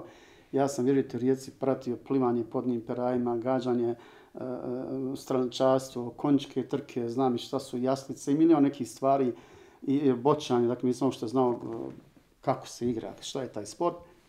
Danas toga nemamo i jednostavno pravimo greške u razvoju, da se novinari dolaskom u jedan veći ozbiljan medij za potrebe redakcije prave ekskluzive, dolaze im na noge, nama nisu dolazilo na noge imena, borio se za informaciju. Dobro, jesmo li mogli bolje biti sad, daj da otvoreno pričamo, jesmo li mogli bolje biti malo otvoreni? Ne ti, ne mislim u ovom momentu ni na koga lično. Ti si dobar sa Emirom, sa Muhamedom i vi ste klapa. Ja sam dobar s Kemom, sa Ibrahimom. Zar nismo mi možda malo mogli biti otvoreni jedna prema drugim i napraviti jedno jako sportsko udruženje koje neće biti ni malo naivno i čija bi se pikala kad bi se izlazilo prema nekom savezu. Jer zašto mi ne bismo imali jedno jako sportsko udruženje koje bi funkcionisalo, u koje bi imali obaveze i nogometni i košarkaški savez da nas prati, da nam daju autobus da putujemo, da se družimo sa kolegama iz Srbije i Hrvatske, da pravimo turnire, da radimo, da zajedno pravimo ovakve emisije i otvorene stolove. Smo malo tu pogriješili. Mogu li ja si? Može. Ima jedna stvar koju mi htjeli ne htjeli nećemo da priznamo ili djelimično priznamo. A to je da nije svak spreman da uđe u to udruženje. Ja nisam nikad Kemo ušao u životu, ali nije te niko ni zvao. Mislim, ja zato i pitam. Nema da maknemo te sujete. Da maknemo te sujete i na godine. Ja možda smatram sam ja trebao biti vođa. Ti možda smatraš da si 3. Emir, ja ću. Dakle, jesmo mogli, ja govorim, nemoj sad da govorim, da li se moglo više uraditi? Uvijek može. Ali vidi, ja ako tebe zovem ili zovem kolegu koji kaže, slušaj, ti znaš da ja bi rado došao, ali da ja nisam u situaciji da dođem i da pričam na tvom mediju. Dakle, ova zemlja postoji na tome. Još uvijek to je nešto daleko što mi ne možemo ostvariti, da te stvari, ako je udruženje iz Sarajeva, onda će iz Banja Luke reći, oni su između sebe, nije to udruženje. Pa dobro, ali onda idemo u Banja Luku, traži da se mi... Nemoj dobro. Pa sve je to rađeno, da se, evo ovako, ja ću, izvini Kemo, ja se sjećam prije 20 i više godina, pa sjedili smo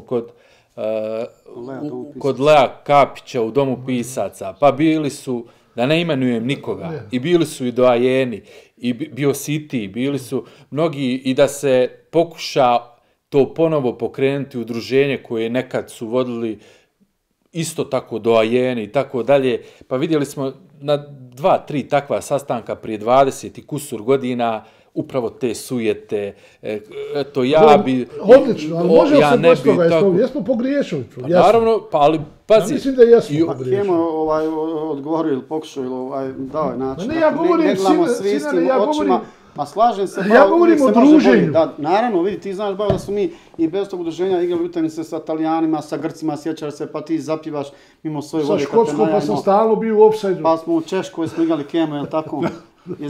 Ja hoću da kažem, da nama uopšte ne treba udruženja ako mi imamo prave namjere, želju da se družimo i da napravimo, ne treba nam nikakvo udruženje. Mi možemo da se organizujemo, da se skupimo. Ja mislim da smo bili malo bolje organizovani da bi bilo i nama, ali i drugima bolje. To je davno propuštena prilika.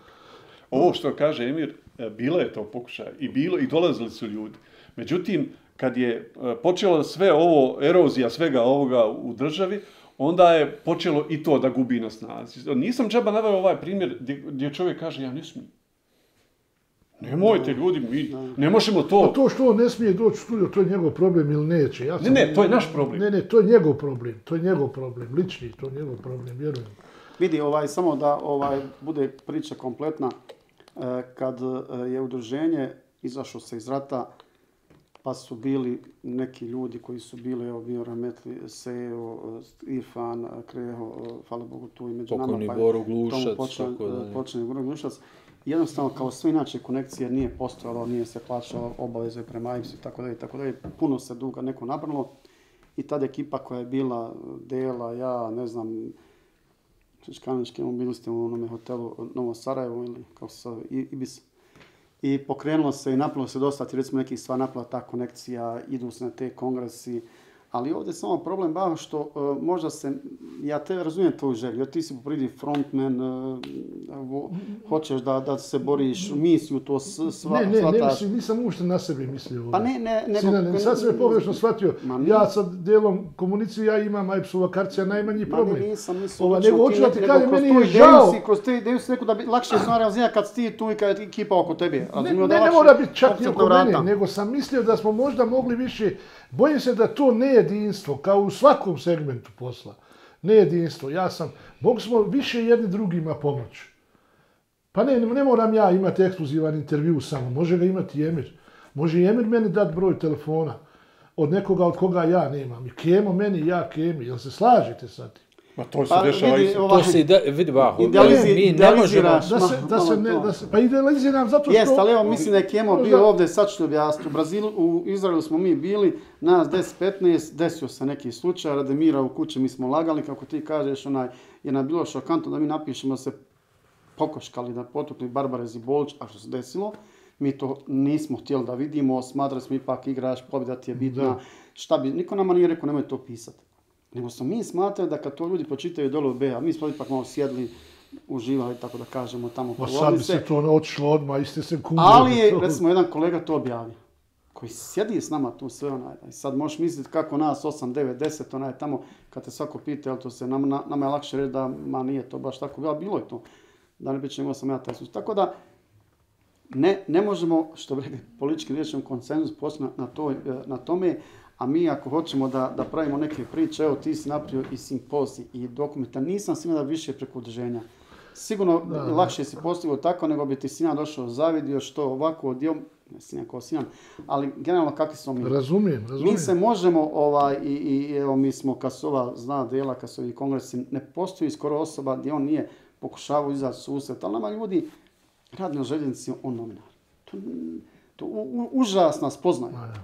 Ali oni po tim društvenim mrežama, neko radi onda, neko ovdje i oni su prepravili to i onda kaže, što ću ja to uopšte komentiram i to. Imamo mi dosta ti neki primjeri ljudi koji uz dužno respekt poštovanje prema poslu koji rade, kako rade i ustanovama, ali ne može biti svako analitičar, ne može biti svako novinar. Samo za kraj ove teme kažem da postoji u Bosni i Hercegovini 5 ili 6 udruženja novinarskih. Dakle, novinarski. A poznajem pa desetine kolega koji nisu članovi nijednog udruženja. I to nije uopšte neophodno da ti budeš član. Lijepo je da smo mi neki esnaf i to da se podržavamo. Sujete će uvijek biti, konkurencije će uvijek će biti zavisti, uvijek će biti ljubomore. To mi ne možemo iskorijeniti. Ali ove neke osnovne stvari da se složimo oko nekih osnovi, ako su nekome ugrožena prava na rad, ako nekog, ne daj Bože, fizički napad, to će uvijek, i to je udruženje uvijek stajalo iza kolega, to niko ne može da kaže. Zbog toga je potrebno udruženje na nivou države. Ja moram ti reći da se tu ne slažem sa to. Ja mislim zašto se ne slažem? Zato što sam ja imao napade na sebe. Zbog prenosa utakmice, ja ne znam da je neko stao od vas. Vidi, Baho, da se obratio bilo kome... Ako trebam se zato obratiti... Treba se obratiti uvijek. Ako sam se trebao obratiti, zato čak sam imao napad i od kolega. Ima ih Kemo Ahmetović. Ja sam zato... Kao komentatori, jer smo mi izloženi kao komentatori. Ja bih volio da malo sjednete na komentatorsku poziciju pa da vidite kako je to. Ja apsolutno znam kako je to. Slušam je neko hakirao, kako se to kaže, profil. Hoću da vam kažem, dakle, ja mislim da tu nije niko zaštićen. Tu nije niko zaštićen. I ja sam te u vezi jednog slučaja tebi slično nazvao i rekao sam ti da stojim iza tebi. Ali hoću da ti kažem da zbog svega toga što sam malo prije rekao, mislim da bi to bilo dobro. Jer je ružno, čak imaju neki koji likuju zato što je taj kolega... Evo pomenuo si taj slučaj moj, mislim to je slučaj koji je nedavno bio moja kritika košarkaškoj reprezentaciji, iza svakog slova stojim, to sam ja objavio na svom profilu.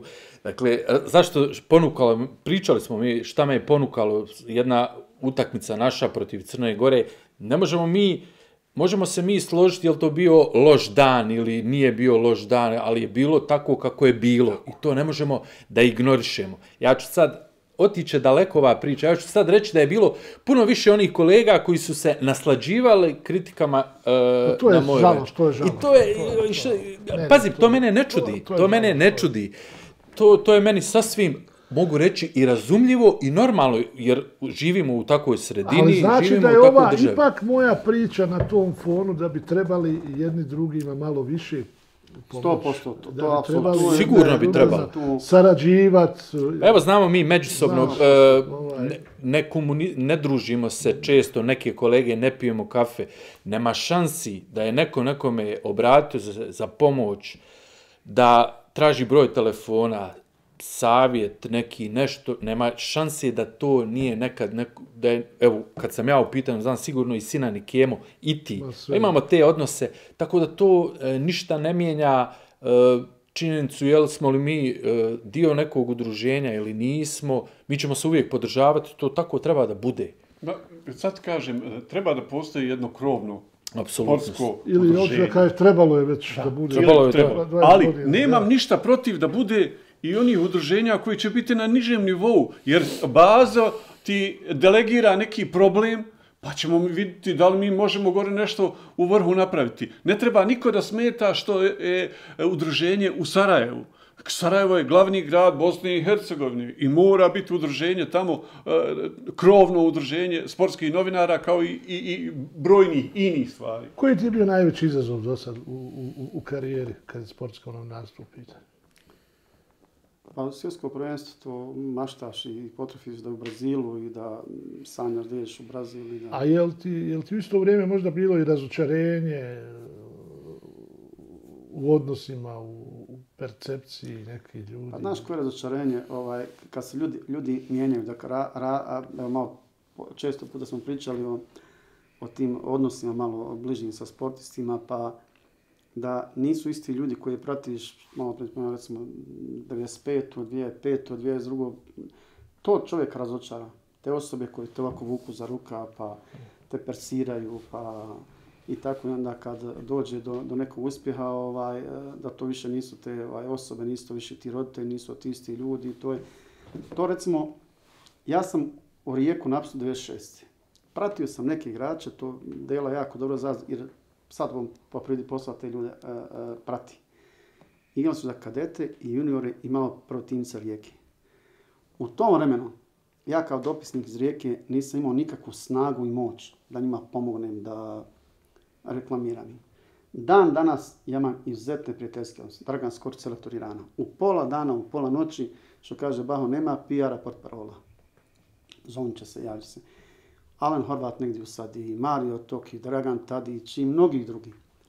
I to nekako mi je satisfakcija, a s druge strane razočarenje kad za neke ljude koji su ovdje stvarno se, što bi rekao Baho, potružiš svoja leđa da spasiš reprezentaciju, miru kući, činiš njima usluge. Bio sam milion puta svjedok ti nekih stvari, sebe izložiš tu nešto, jednostavno to smatraju da je to tako trebalo biti, da ti treba da se tu poturiš, da bi on napravio neki rezultat, pa da ne pričamo. Da, ljudi ne shvataju, da te skratim to, ljudi ne shvataju zaista i nekad je to, ja ću reći uvijek, i statu zaštitu novinara, koliko nekad sportisti traže, žele, da ne upotrebljava neku drugu riječ i vuku za rukav, da se nešto o njima napiše ili kaže, a poslije to sve zaborave. Jedan mali dres pažnje bi bio, gest pažnje bi bio jedan dres čovjeku.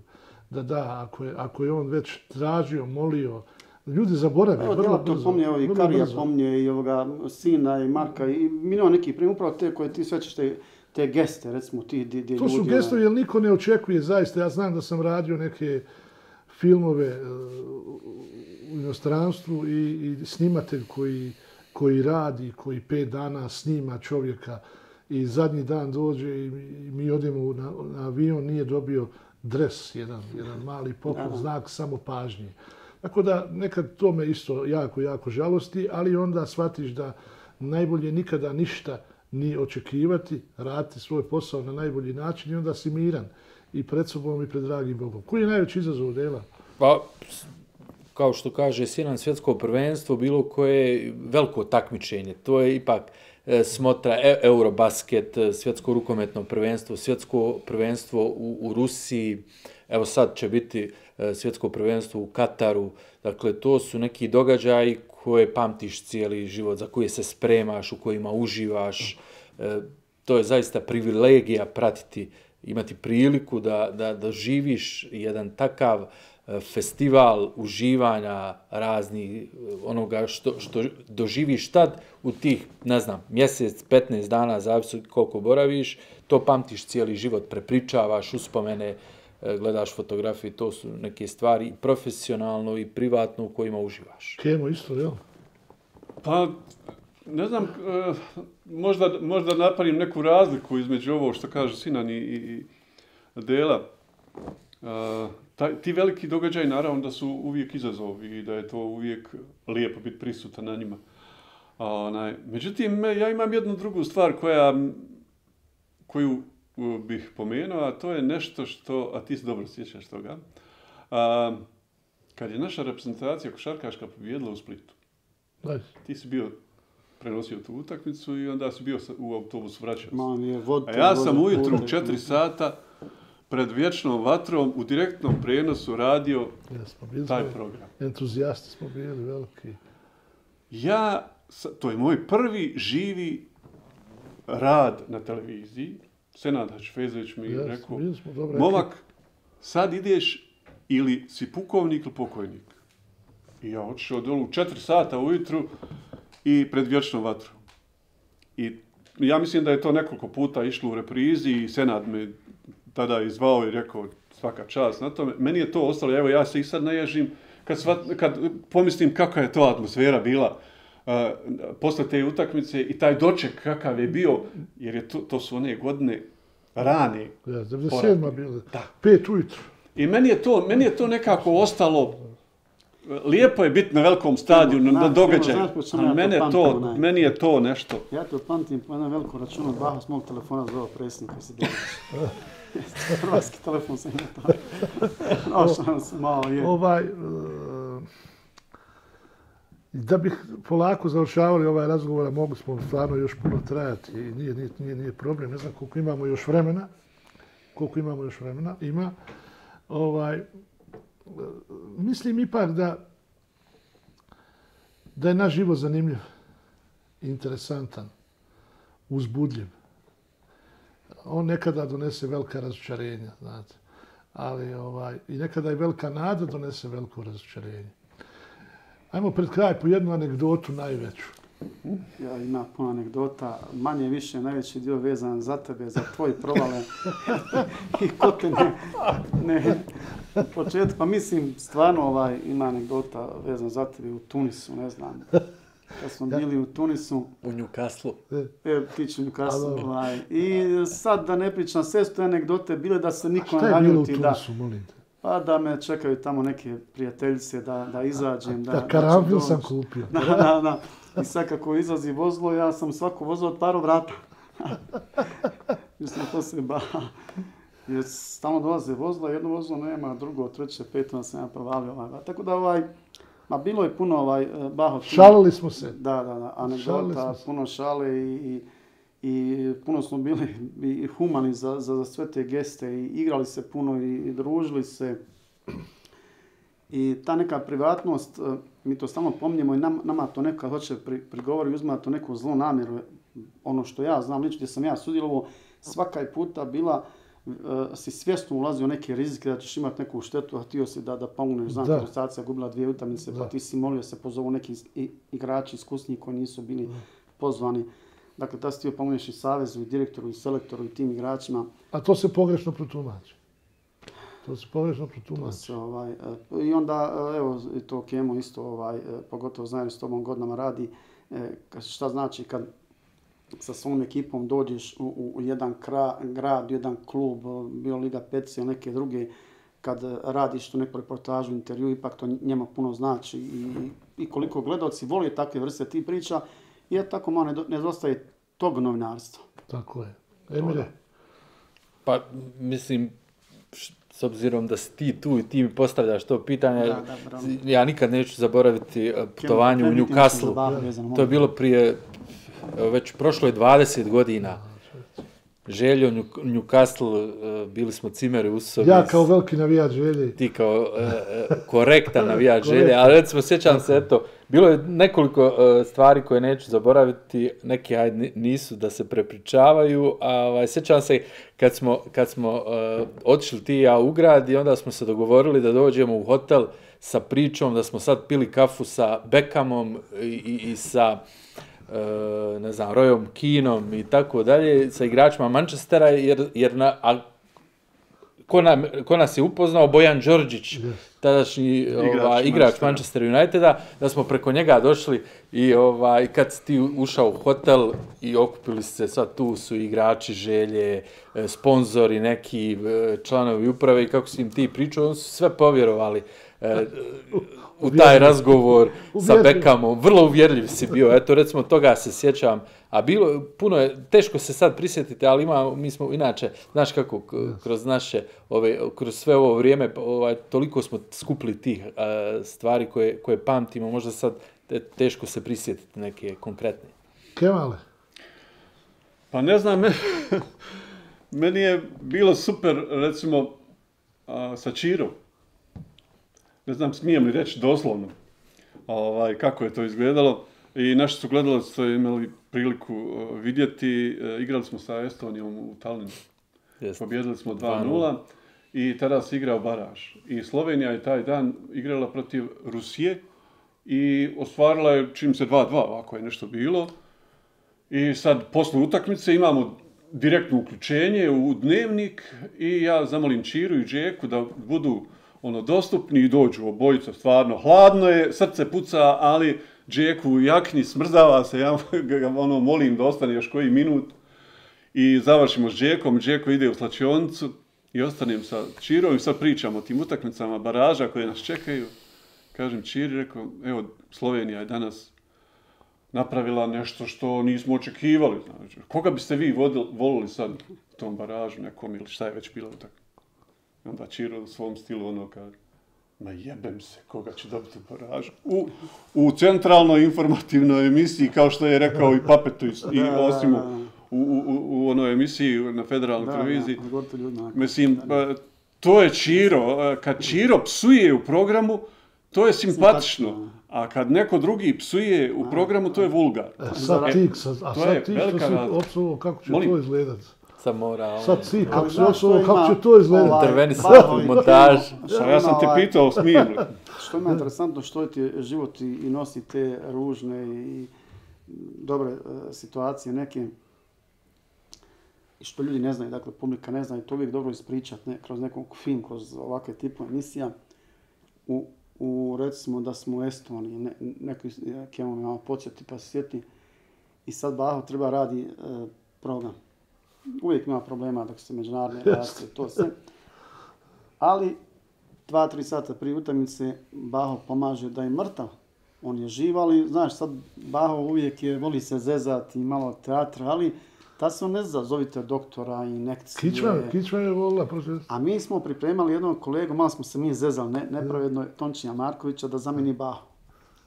Ako Baho ne može, dao njem Baho pristanak, on umire, ali mu kaže ok, sad mi pomažemo Tončiju neke podatke. Međutim, ako približa se utakmice Baho je sve teže i teže. Baho će malo to zaokružiti u priču, ali Bog da, recimo šta se desi, recimo dođeš na utakmicu, najnormalnije prenosi. Ti si gledao video Logavinu tamo svoju ulicu. U jednoj Estoniji, depresivna, dole, uključi televiziju, prvo što naiđe neki prilog iz Sarajeva, tako? Jest. O Sarajevo Film Festival, ja mislim da je bio. Ja neko si tamo vidio i tebe nešto tu preseklo. Ja sam zapravo u hotelu tio zaspao, pošto spavam popodne uvijek, i nisam mogu ustati, kičma me je presekla. I tadašnji doktor, kako se zvao? Jerlagić. Je mi dao injekciju, jedva sam radio tu utakmicu, mislim da je Baljić postigao 4 gola. 4 gola. I kako su slavili igrači? Da. Kome su išli sjećaš se, Sinane? Novinarima, bili su ljudi tako. Opet na istoj utakmici. Zbog Škotske. Da ispričam ovo, Sinan sjedi s Čirom u hotelu posle utakmice. I naravno Čiro sakupi sve novinare da malo popriča i da se proslavi ta pobjeda. I Sinan sjedi do Čire i ja pitam Čiru, selektore, kad ste osjetili da ova reprezentacija ima potencijal i da može napraviti nešto? I ničim izazvan, kaže Čiro.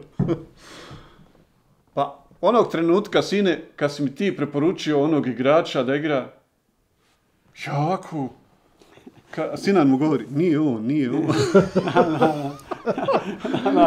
Ja u životu nikad nikome nisam rekao da je ovo ili ono. Da.